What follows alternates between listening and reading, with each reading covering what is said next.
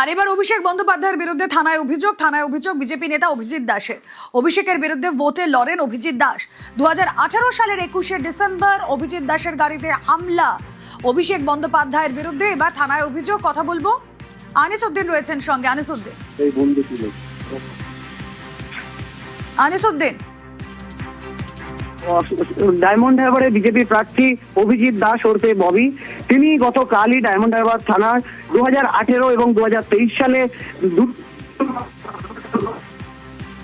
আনিসউদ্দিন তোমার voice break করছে। একেবারে ডায়মন্ড হারবার লোকসভা কেন্দ্রের বিজেপি প্রার্থী অভিজিৎ দাস ওরফে তিনি গতকাল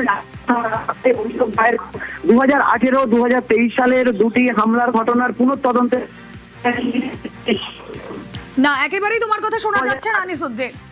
অভিষেকের বিরুদ্ধে ভোটে লড়েন এই অভিজিৎ দাস এবং 2018 সালের 21শে ডিসেম্বর অভিজিৎ দাসের গাড়িতে হামলার ঘটনার পর অস্ত্র নিয়ে হামলা, বোমাবাজিতে জখম হন এই বিজেপি নেতা অভিজিৎ দাস। ডায়মন্ড হারবার থানায় অভিষেক সহ 6 জনের বিরুদ্ধে মামলা।